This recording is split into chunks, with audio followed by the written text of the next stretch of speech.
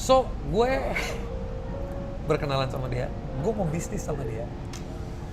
Bapaknya melarang dia, dan dia bilang sama gue jujur, Nil, gue gak bisa bisnis sama lu. Bapak gue udah gak percaya namanya Bombay, mati. Apa sih kunci sukses dari Sunil Solangi?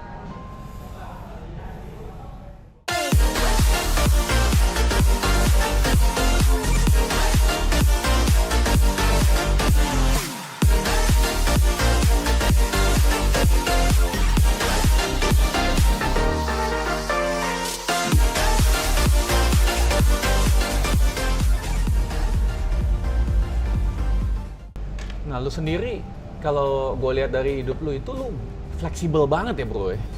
Bisa adaptasi banget dari banyak kerjaan, banyak fail, jatuh bangun. Lu gimana sih bisa adaptasi kayak gitu? Mungkin karena gue kecilnya sekolahnya juga pindah-pindah sih. Jadi gue ngikutin arahan ortu kali ya.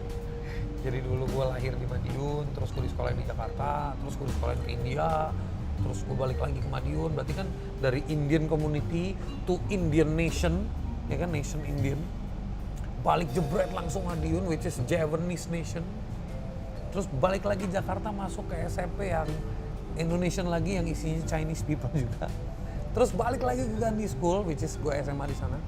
Terus sekolah lagi di Singapura untuk ambil diploma di informatics. Habis itu gue sempet internship di US, di Taiwan, jadi ya... Sempet ke Taiwan, ke US? Oh iya, waktu gue kerja sama mentor gue itu kan, gue dikirim ke Taiwan buat belajar modem bro. Yang bawa modem ke Indonesia dia bro, pertama kali bro. Lu gak mabuk pindah-pindah gitu bro? Kagak bro. Buat gue it was adventure. Mabok sih mabok, apalagi di Taiwan, lu gila. Orang di sana kerja kayak setan bro. Jam 7 tank, itu kelar kerjaan semua pada minum. High, minumnya bukan kayak orang sini mau. Cuman minum, makan, ngobrol-ngobrol gitu, tapi minumannya bikin lo high. Right? Jam 5 pagi udah bangun bro. Jam 7 udah di factory. Nah lu pindah-pindah tuh dari Madiun ke India, dari India lu ke Singapura, ke Jakarta, gue gak tahu sampai nyampe ke Taiwan, ke Amerika. Dari lu begitu banyak pindah, apa sih pelajaran lu yang, atau di mana sih lu belajar paling besar untuk adaptasi? Belajar paling besar untuk adaptasi? Taiwan. Taiwan? Ya iyalah bro, semuanya bisa bahasa Inggris kecuali Taiwan bro. Nah terus lu gimana survive-nya? Iya pakai translator ada, pakai buku lah, apalah, ngomong. Gue di Taiwan 3 bulan sih, waktu itu cuma training aja di 3 bulan, oke. Kalau di US gue sempat setahun. Cuman gue dalam adaptasi itu nggak berat-berat banget. Cuman kan kita jadi belajar culture ya. Kita jadi belajar culture, tapi sebenarnya kan fundamentalnya udah dari sekolah. Lo waktu di daerah, lo nongkrongnya sama Wong Jowo. Jadi you learn the Javanese culture. Lo sama Indian di Jakarta, Indian yang udah blend. Cuman tampang doang Indian tapi udah blend sama Indonesia karena mereka rata-rata lahir di sini. India doang. Iya kan? Tapi kan lu beda lagi waktu lu ke India.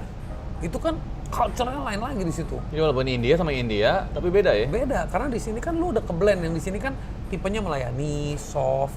Kalau di sana kan highly populated, tough. Everybody has to fight their way through kan, because competition-nya kan banyak, bro. Di sana itu yang namanya S2 itu bisa jadi supir bajai, bro. S2 jadi supir bajai? Iya, bro. Di sana tuh job is not a big deal because nggak gampang. S2 is not a big deal karena job nggak gampang gitu. S2 supir bajai di sana? Iya. The degree is not a big deal gitu. Nah ya. Kalau lu bicara adaptasi kan sebetulnya lu bicara comfort zone nih bro ya.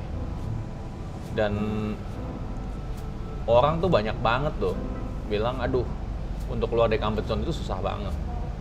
Tips lu apa sih? Keluar dari comfort zone itu susah banget. Nggak tahu, bahasa gue mungkin kebalik. Gimana tuh? I create a comfort zone in anywhere I am. I create my own zone gitu. Jadi lu buat zone lu sendiri? Iya, jadi mungkin itu bagian dari leadership quality kali ya. Jadi where you lo di sebuah tempat, lo harus bisa menguasai tempat itu buat lo survive. Survivability kali ya. Iya, survivability kan lo harus menguasai tempat itu. Kalau nggak lo nggak bisa survive lah. Benar. Nah mungkin sense of itu menciptakan level adaptasi yang sangat cepat. Keren. Mikirnya beda banget deh. Ya, gue nggak ngerti beda banget tapi Kalau gue orang- cuma bisa mengekspresikan apa yang gue rasakan. Karena I don't come from theory, I come from experience. Ini bukannya lu keluar dari comfort zone, tapi lu create lu punya own zone. Iya.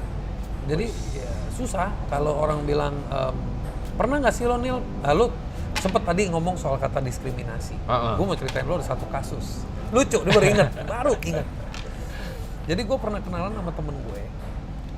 So far he was a Chinese guy. Alright. Dan gue temen Chinese banyak. Banyak Indo temen Chinese ya? Iya, Oke. banyak temen Indo, temen Chinese. Because kan memang I grew up from different community ya. Iya. Grow up-nya gue di komunitas yang berbeda-beda.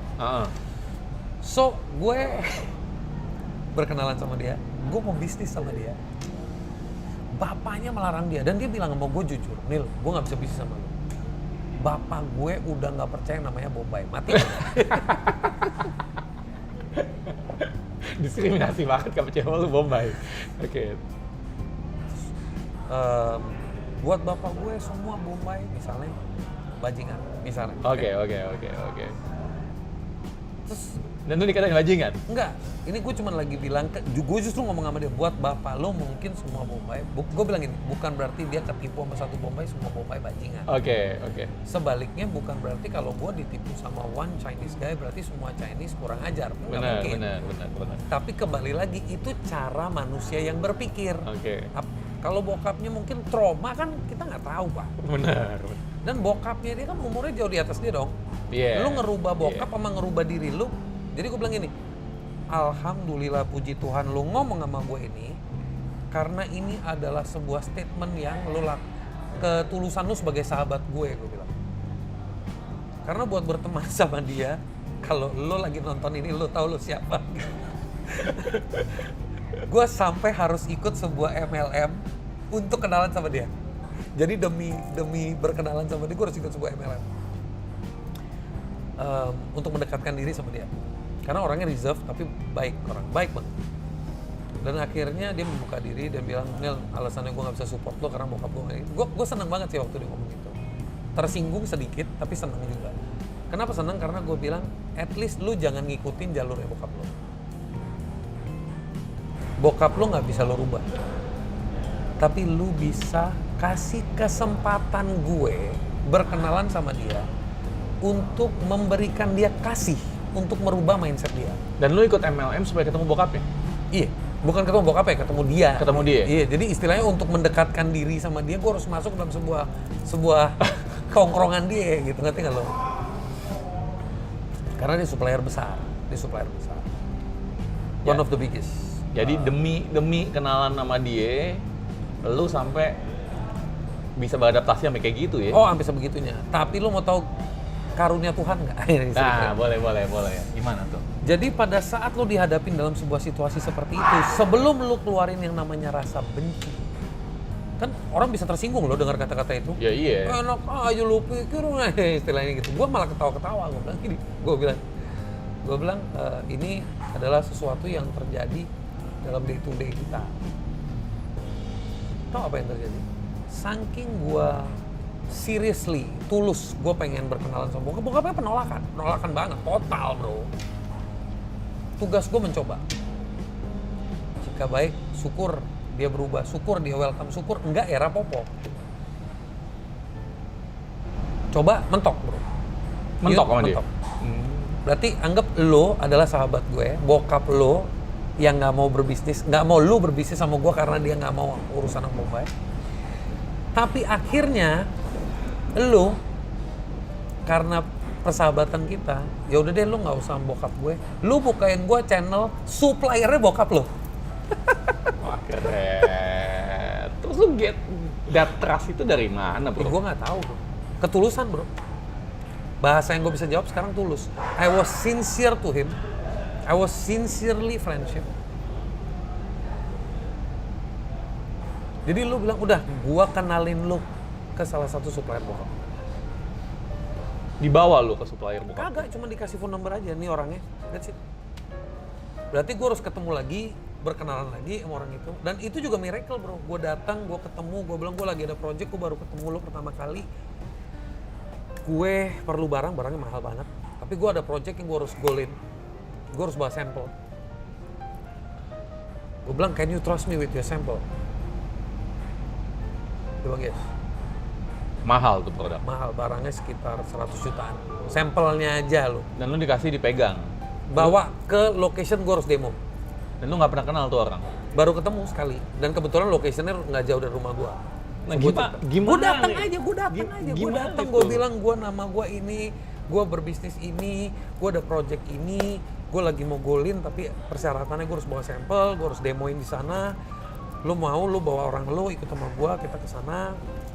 Company yang gue pergi sebuah entitas perbankan yang buat proyek-proyek security lah ya. Terus gue bawa barangnya ke sana. Terus udah, intinya dia cuma bilang, I trust you, just bring. Nah ini yang banyak orang bingung nih, tip and tricksnya apa sih bro? Cara lu negosiasi, ketemu orang baru, bisa dipercaya lu pegang ratusan juta. Jangan kan ratusan juta ya, 100.000 aja kadang-kadang orang nggak percaya. Buat gue, niat lu jelas, komunikasi lu nggak usah berlibat-libat, nggak usah berbelit-belit, tapi lu ngomongnya singkat, padat, jelas, jujur. Udah, itu aja. What exactly do you say? Apa sih yang bener-bener lo ngomongin saat itu? Who am I? Lo cerita tentang lo? Enggak, singkat. Tujuan gue kesini berkenalan sama lo, gue ada rencana mau berbisnis ini, kebetulan lo punya barangnya, misalnya gitu ya. Lo punya barangnya, gue punya calon customernya ini, berarti kan gue buka kan? Lo buka? Iya, gue buka. Lo nggak takut hilang tuh customer? Nggak takut, nah itu gue nggak takut. Oke. Tapi gue langsung ngegas. Kenapa gue bisa akses ke sini? Karena direkturnya punya anak temen gue. Di sini udah siapa gitu kan. Kunci deh udah. Gue kunci, lu mau langsung silakan. Ntar gue bakal tahu. Oke. Tapi gue tegas. Itu kuncinya, tegas, jujur. Tegas, jujur. Ya. Gue mau begini. Gue butuh ini dari lu, gue butuh support ini dari lu, gue butuh ini dari lu. Are you okay? Kalau nggak juga nggak apa-apa. Just like that? Just like that. Lo nggak ada rasa minder ketemu supplier gede? Enggak.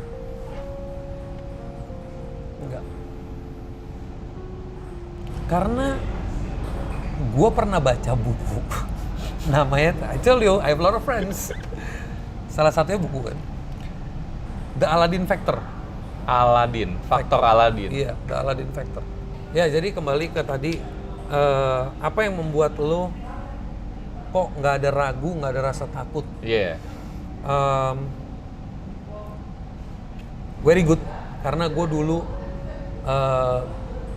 tipe orang yang introvert. Lu introvert? Ya, gue dulu introvert. Yes, gue tidak bisa bicara, gagap. Kalau ngomong muter-muter, nggak bisa straight to the point, muter-muter. State of mind gue nggak terstruktur, thinkingnya nggak begitu. Jadi very difficult untuk mengutarakan apa yang gue inginkan karena ada rasa takut bahwa nanti lo akan judge gue. Dulu I come from that background. Itu buat gue susah dipercaya sih kalau lu bilang lu introvert. Yeah. Gue friendly, tapi gue bukan brave publicly. Maksudnya gue bisa berteman, tapi one on one, ngerti gak sih bro? Satu-satu ya? Iya, jadi tapi gue tuh kayak, gue tuh kayak jaim banget tuh, jaga image tuh. Jangan sampai ntar lu ngejudge gue gimana gitu. Kayak, gue jaga banget.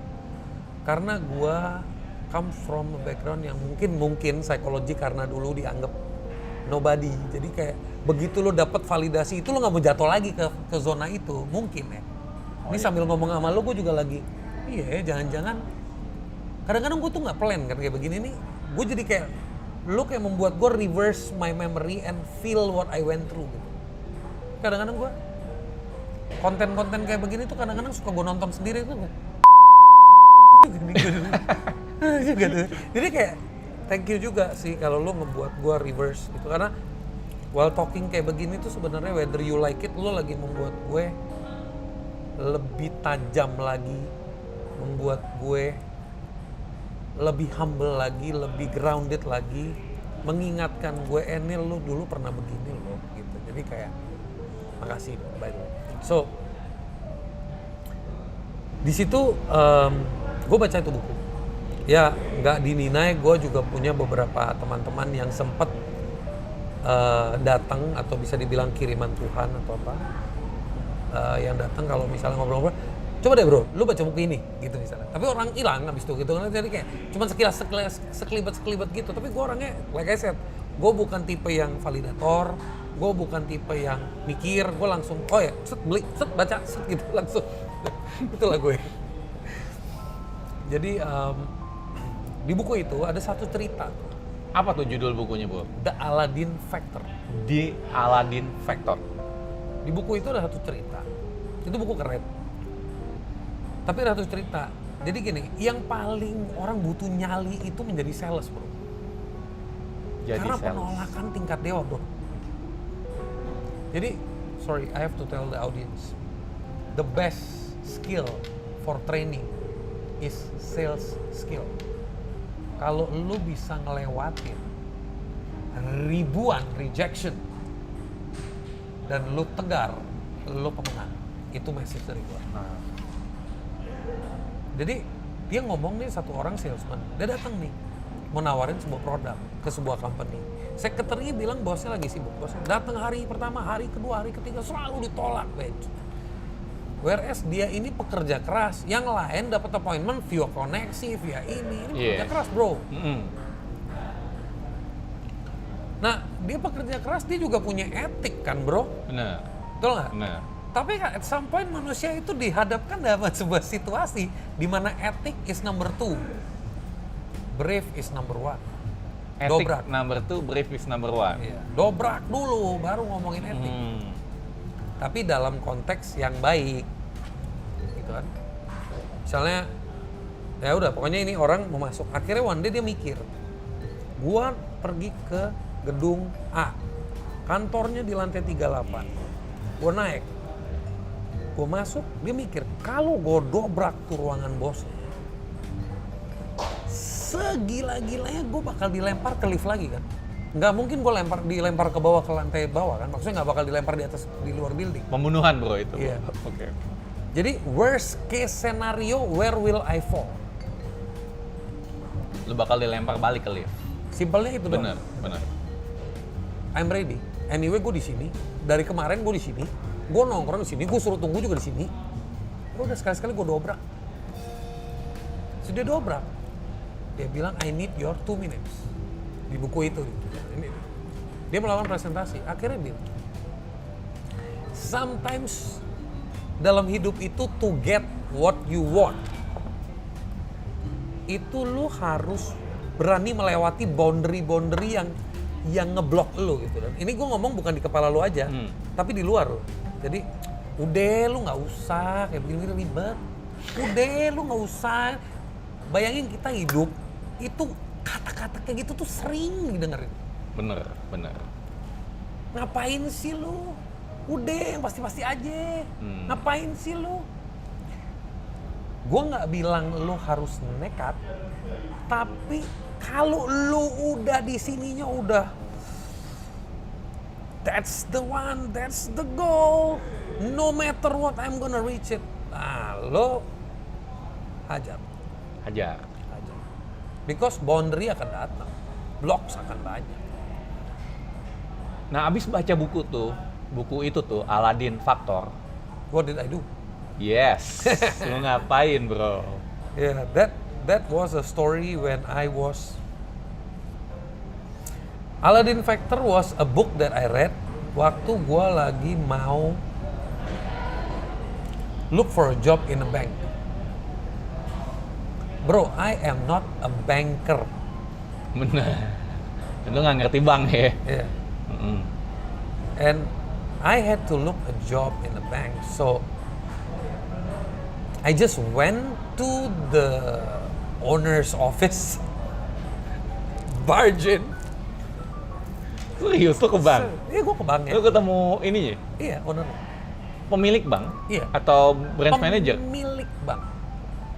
Pemilik bank? Ya, gue tanya dulu sama satpam kantor di mana ya. Bukannya gue nggak kenal dia ya bro. Ini bank gede, bank kecil nih? Bank lumayan, bank swasta.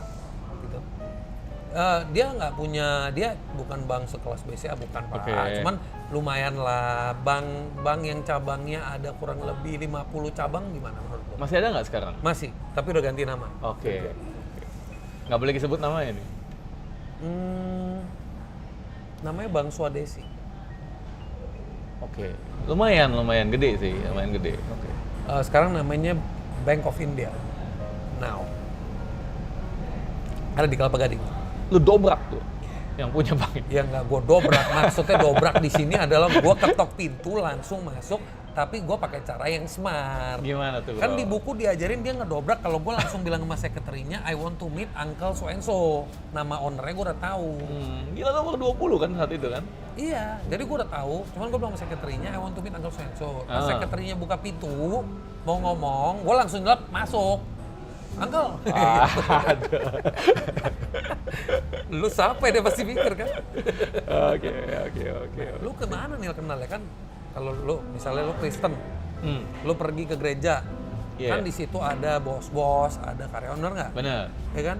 Lu kan tahu, oh itu om yang punya restoran ini, oh itu om yang punya ini. Bener. Paling lu kayak hello doang kan? Iya. Sama, gue juga dulu kan ke Kuil bro, kumpul juga kan? Iya. Oh ini yang punya bank ini, oh ini ownernya, oke. Dateng lah, hajar Uncle. dia nggak kaget tuh, lu samperin gitu Kaget. aja.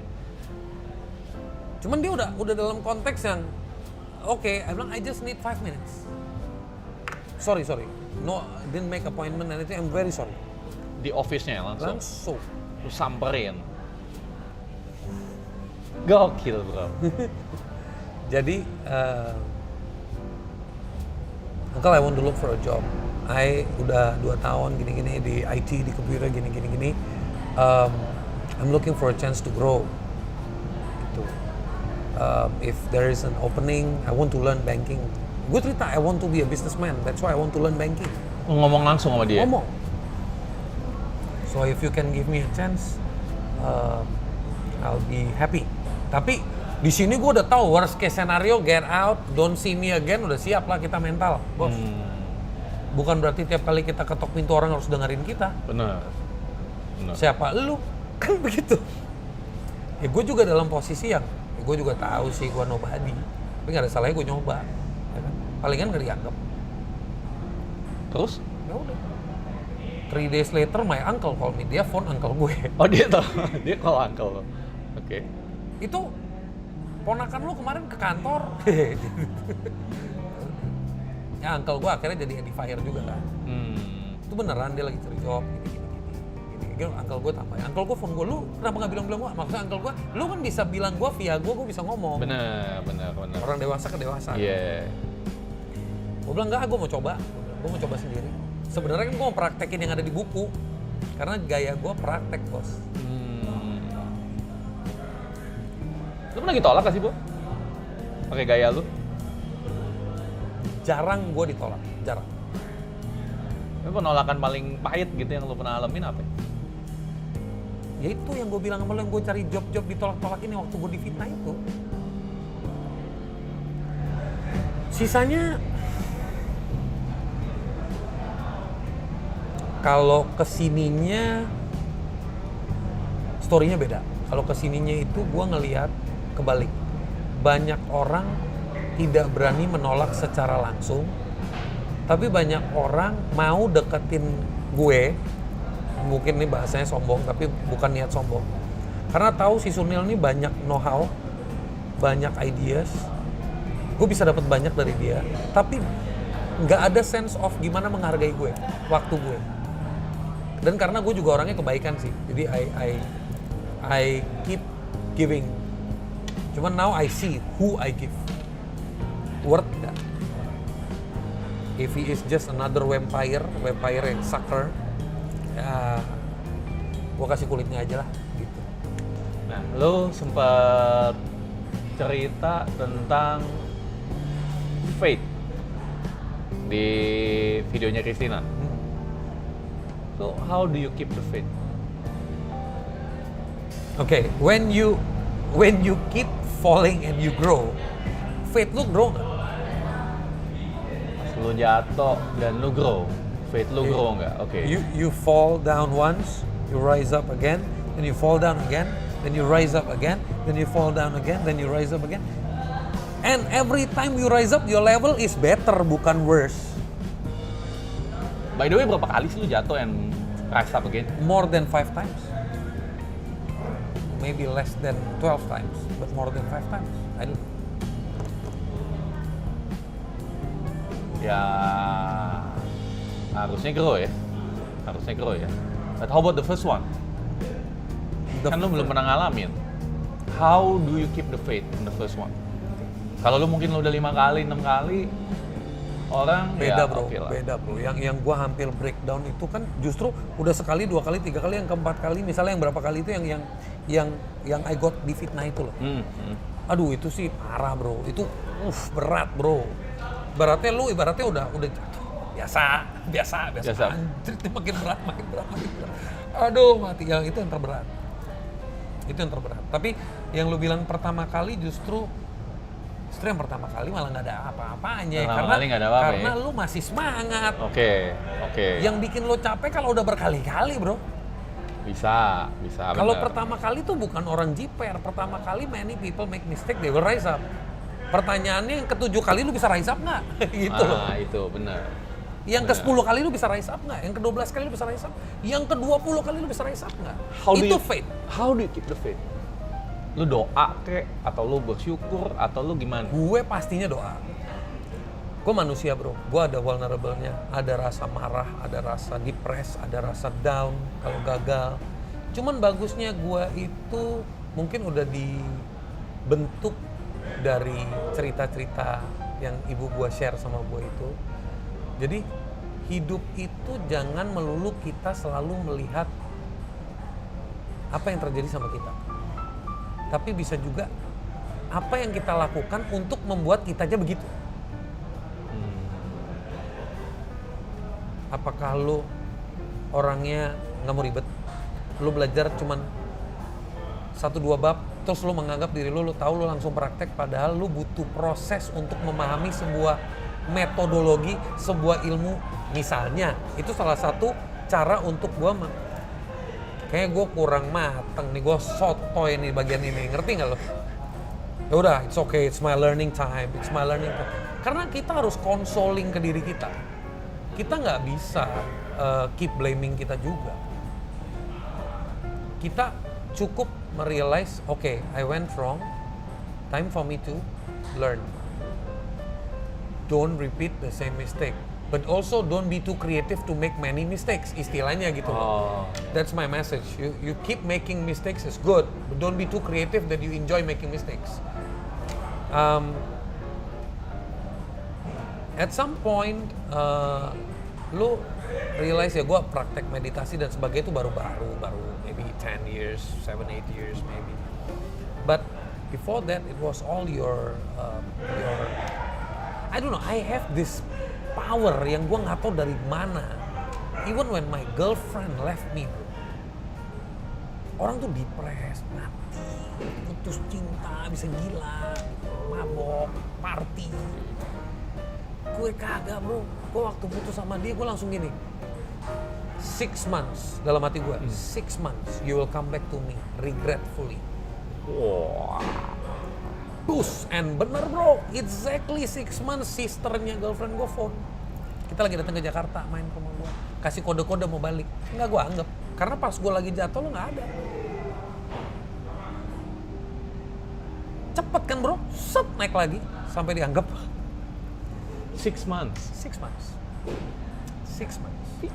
Faith-nya itu loh yang gue... Itu gue juga nggak ngerti bro, cuman gue bisa bilang, gue itu orang yang nggak bisa, gue punya acceptance, tapi gue juga rebellious. Ya lu bisa nerima, tapi lu juga rebellious itu kayak pemberontak ya? Pemberontak. Artinya gue nggak mau hidup gue ya gitu.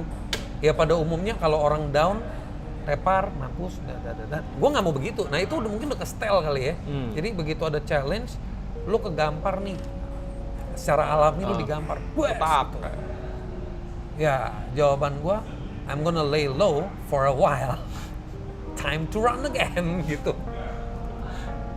Ya kalau tadi kan Looney Tunes, Ringtone, Iya. karakter yang paling gue suka Bugs Bunny. What does Bugs Bunny do? Never stop bro. Never stop running ya. Jadi dia ada problem dia solve. Kalau dia nggak bisa solve, dia muter dulu kemana, ntar balik lagi dia mau solve. Jadi dia itu nggak akan dalam sebuah kartun itu kadang-kadang kita dibentuk dari apa yang kita nonton. Iya. Bugs Bunny itu karakter yang lucu bro. Nakal iya, jahil iya, lucu iya. Tapi always get the way out. Kalau gue lihat-lihat tuh mirip-mirip Bugs Bunny juga sih bro, Sapot. Iya, jadi gua cukup ngefans sama karakter dia. Kalau di Tom and Jerry, gue cukup ngefans sama karakter Jerry. Bukan Tomnya. Bukan Tomnya. Jadi lu seneng banget sih nyebelin gitu ya, jahilnya gitu ya. Tapi sejahil-jahilnya kita itu adalah penolong. Jerry is always been a helpful partner for Tom. Nah, ngomongin penolong nih, lu kan suka sharing bro. Lu juga ngobrol bahwa salah satu passion lo itu adalah untuk berbagi ya. Kenapa sih? What drive you sih? I get stronger. I feel I get stronger day by day when I see people grow. Or maybe because nobody was there during my growing time, so I didn't want to. I feel sometimes nobody was there to guide me. Sometimes, tapi the truth is I'm very grateful that I feel that God was there to guide me. Melalui siapa? Cuman secara harafiah kalau kayak lo gue bilang tadi, hidup normal, lurus saja. Itu kan jelas tuh. Udah lu kesini, nanti ke depannya begini. Kan gue kagak ada yang gituin bro. Dari kecil lo. Iya. Jadi karena itu lu ngerasa kayaknya, gue butuh guide orang nih. Iya, dan gue mungkin kadang-kadang gue merasa purpose hidup gue atau role gue adalah jadi guider kali. Karena gue pun di keluarga gue cukup dekat sama semua saudara gue. Atau bisa dibilang gue perekat. Karena gue merasa bersyukur gue sempet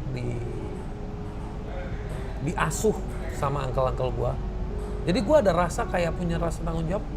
Kalau uncle-uncle gue udah nggak ada, anak-anaknya siapa yang kasih sayang? Kalau bukan gue.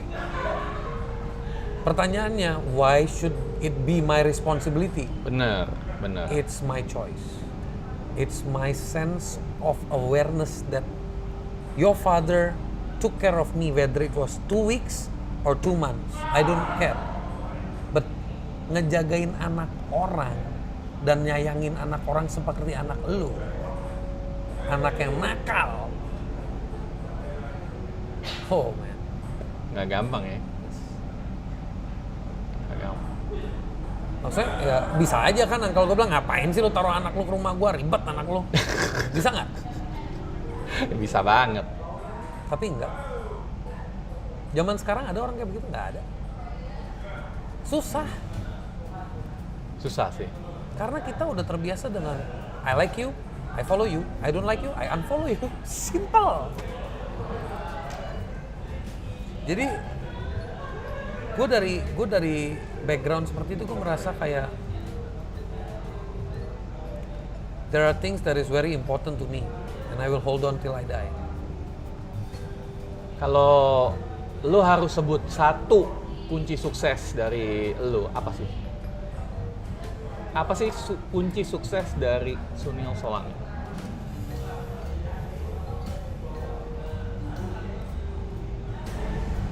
Satu kunci. Satu aja? Emang gue banyak kunci nih. Satu aja? Apa ya? Always deliver the best sih. Selalu always deliver the best. Yeah. I think that would be the only way, or do everything from your heart. Dari hati. Yeah. Dan lo kalau ada message buat pembisnis di luar sana, kira-kira apa satu message lo? Jangan baper. Satu.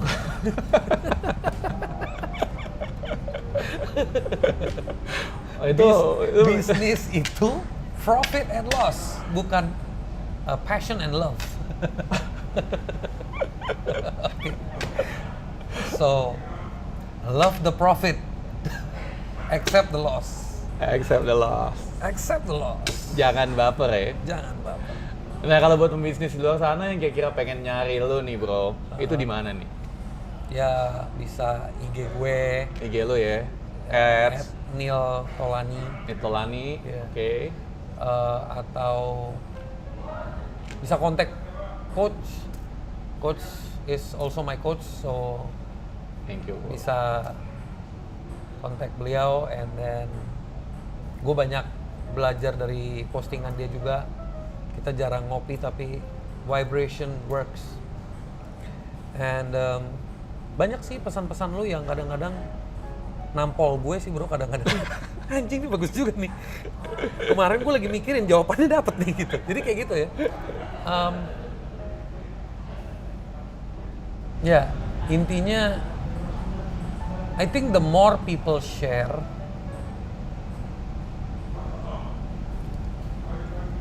you cuman membagikan sesuatu yang mungkin bisa menjadi manfaat buat orang lain.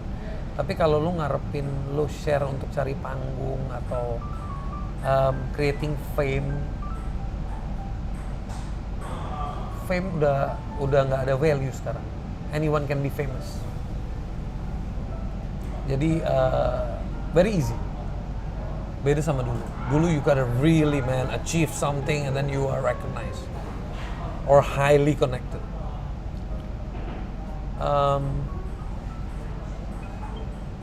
That's it. Learn from coach. Dan juga belajar dari Bro Sunil, karena saya juga secara pribadi ya kadang-kadang nyontek lo juga, pengen belajar lah sama lo juga. Nampol gue juga kadang bro di channel Insta lo ya. Itu menarik. Cuman bedanya gue sama lo, kalau lo pakai lo gue, kalau gue harus pakai Anda. Itu adalah satu hal yang saya lagi belajar. I don't know. I become myself when I say lo gue. With the minute I say Anda, kamu, saya gitu, I feel, I don't know, something is blocking me. Ya mungkin gue butuh waktu untuk belajar, tapi I don't know man. Sometimes gue juga ngelakuin kesalahan fatal. Gue ketemu orang-orang yang harusnya gue manggilnya Bapak atau gimana Pak. Kadang-kadang gue suka lagi, lo gimana kabar? Udah mati gue, anjrit lo salah banget Del gitu. Tapi orangnya feel comfortable, ya udahlah. Tapi ada tuh sense of realization. Ada satu topik singkat yang gue pikir penting banget, yaitu yang day by day kita lagi kehilangan sekarang, itu adalah sense of respect. Sense of respect. Jadi dulu itu kalau ketemu orang yang lebih tua kita manggilnya Bapak. Benar. Sekarang kita kalau ketemu orang itu kita seumur 65 tahun aja manggilnya Bro. Gue sih masih manggil Bapak sih bro. Ya bagus, enggak, gue lagi ngomong generally. Okay, Lo okay. makanya you are a true coach. Jadi gini, intinya gue lagi generalize. Sometimes bahkan Bapak itu manggil kita Bro. Oke. Karena dia merasa cool. Jangan salah, dia merasa dia perlu live in the young spirit. Oke. Tapi the process of living in the young spirit diminish, menghapus, mengerase sense of respect.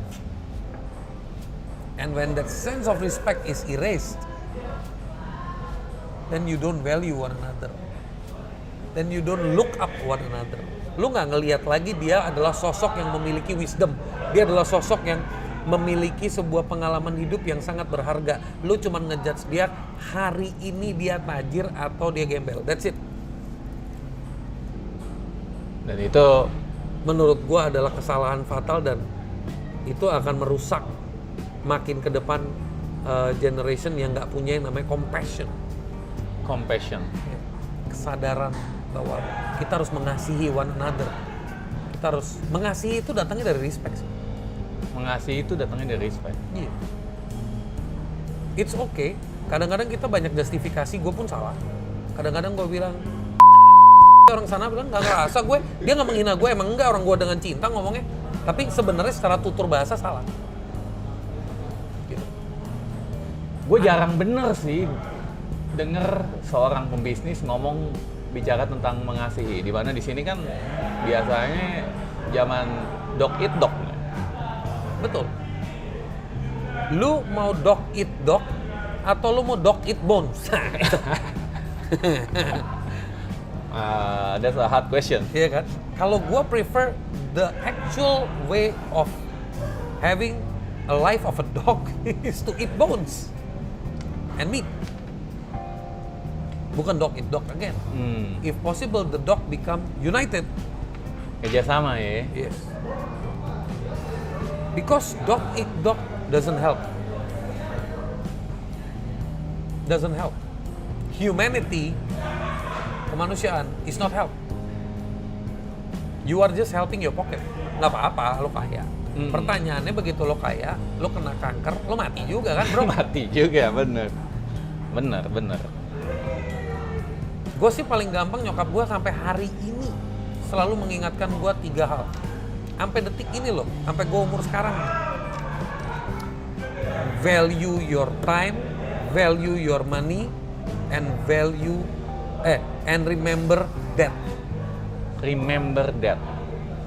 Death, kematian. Jadi lo mesti value waktu lo, value uang lo, sama lo mesti ingat akan kematian.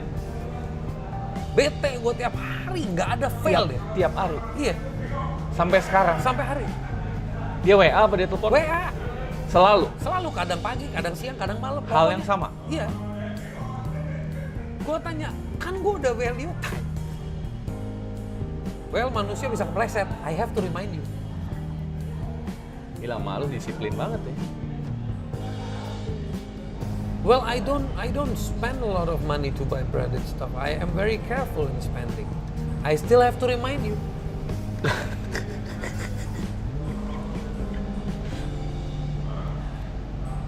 Jadi perspektif gue selalu berbeda. Dan gue berasa, iya ya, kalau kejadian-kejadian kayak you lost, kan tadi ya bilang, love the profit, accept the loss. Benar. Lu kalau suddenly lu merasa that you failed somewhere, nah, when you say you failed somewhere, Lu gagal, you define yourself as a failure. jadi lu yang nentuin diri lu sendiri itu lu gagal ya. Iya. Whereas gue gue 10 tahun terakhir baru belajar, baru 10 tahun. Bahwa bukan gue yang gagal, cara gue yang salah. Jadi kesalahan itu nggak pernah lu, tapi cara lu. Bukan kesalahan itu bukan gue. Maksudnya gue adalah Sunil yang melakukan tindakan-tindakan yang mengakibatkan kesalahan itu terjadi. Berarti gue harus lebih bijak dalam bertindak, bos. Bukan gue orang gagal. Elunya harus lebih bijak. Gila. Itu aja. Kalau gue mikir diri gue, I'm a failure. Ya udah, you udah label. Jangan tunggu dunia, you udah label diri you failure. Dunia kalau bilang you failure, terima lah bro. Terima. Jangan teriak. Lu terima dan lu rubah ya caranya ya. Gue enggak, gue pokoknya dunia bilang gue failure selalu. I consider myself success. Because I don't want to call myself failure. Jadi lu nggak mau terima dan lu fight. Fight. Terima itu dalam konteks yang gagal caranya, bukan gue. Rubah caranya. Rubah caranya. Keren. Yang gagal industrinya. Berarti gue nggak cocok untuk industri. Pindah. Masih hidup kan lo? Udah. Gila, hari ini belajar banyak banget dari lu bro. Kagak bro. Kita saling belajar. Sahabat Miliarder, hari ini saya belajar banyak banget dari Bro Sunil, CEO Gokil nih satu. Dimana banyak sharing, heart to heart, Dan Iya, heart to heart banget hari heart ini. to heart. Thank you. Thank you. I could feel you, man. Ya. Seriously. Dan buat Anda yang belum follow Bro Sunil, saya rekomen banget untuk follow. Nanti saya akan tulis di ininya nih, di mana? Caption ya, caption. Follow. Follow, Gini, follow. sama Follow. follow lah ya. Karena di zaman sekarang satu hal yang penting banget itu kolaborasi dan saling belajar. Keep growing. Dan cari orang-orang yang sevibrasi. Vibrasi ya. Iya. Vibrasi itu penting banget. Dan I can feel him gitu. He's my mentor juga. Next, I will interview him. Bareng-bareng ya. Iya. Thank you. Dan dari saya sama Bro Sunil, thank you very much. Jangan lupa bersyukur, jangan lupa lo masih punya hidup, jangan lupa forward, share channelnya dia, support. Thank you bro. Oke. Dari saya sama Iya. Bro Sunil, salam miliarder.